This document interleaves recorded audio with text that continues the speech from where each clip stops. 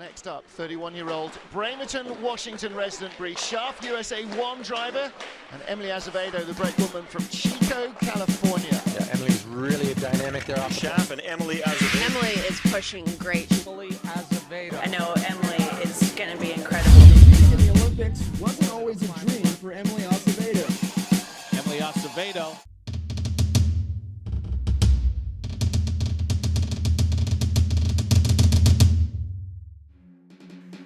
I think they kind of thought I was joking for a little while there. I graduated college. I really wasn't sure what I was going to do with my life, and each week I had a new endeavor I was going to go and do, a new goal. And so I saw it on the 2006 Olympic Games. That's how I originally got introduced to bobsled, and I thought it was something that I could do. There was a girl, she was from UC Santa Barbara. She had won a silver, and so it was kind of inspiring me to try and do it as well. So I called him up and I said, "Mom, Dad, I'm gonna bobsled." And they're like, "Okay, sure, go ahead and do it." But it was actually my younger sister, Geneva, who really kind of helped me make the decision to go out and really try out. I had so many reasons why I wasn't gonna do it. It was scary. It would cost a lot of money. And she told me, why not? And I really just didn't feel like I could let her down as well. And so I was surprised. Bobsledding came from left field, frankly. Pam Jackson coached Emily at Chico High School, and while Jackson calls Emily's new endeavor out of the norm, she says her competitive edge has always been the same.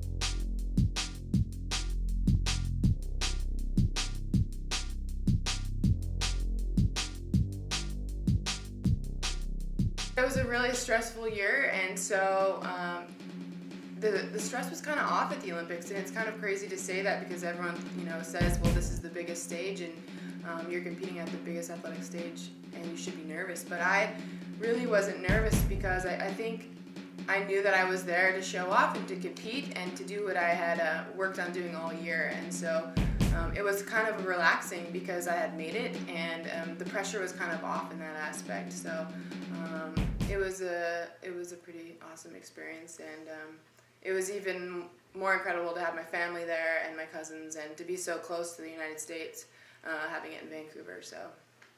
The Georgian embassy tonight reports the death of a 21-year-old Olympian in the luge competition on a training run this Friday morning here at the Whistler Sliding Center just north of Vancouver.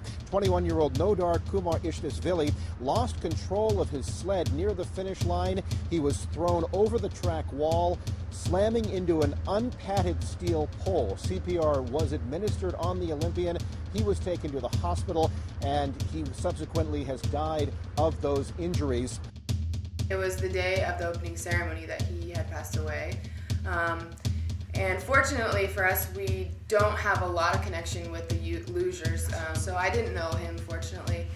But it does affect you. I mean, that's obviously the track that you're going to be sliding your Olympics on, and we really had to focus on kind of putting it out of our minds a bit so that we were still there to do a job, and so I still needed to focus on doing that job, and so I kind of tried to zone it out as much as possible. Is Jamie Grubel and Emily Azevedo. This is the USA 2 sled.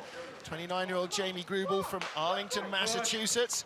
The fastest American sled in Heat 1. Let's see if she can do that again.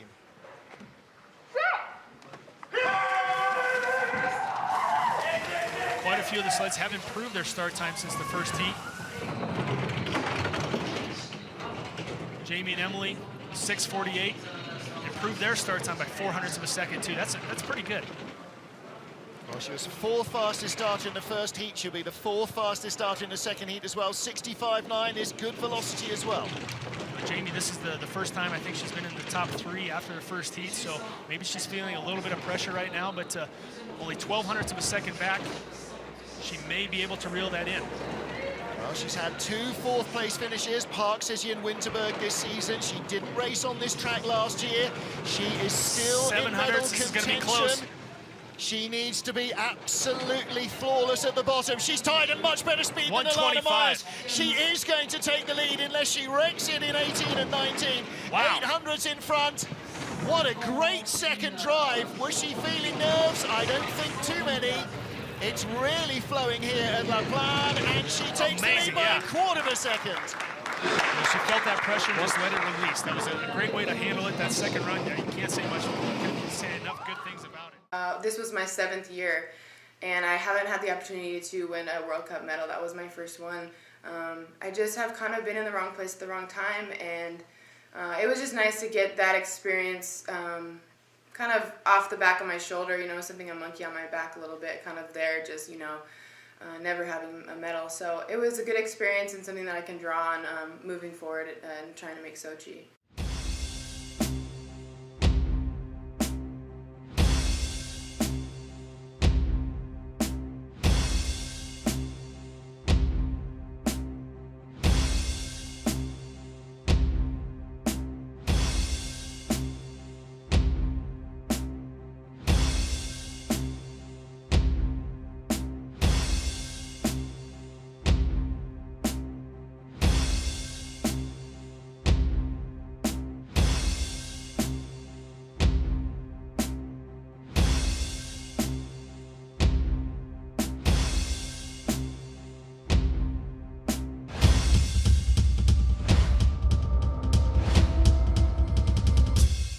Hopefully make it.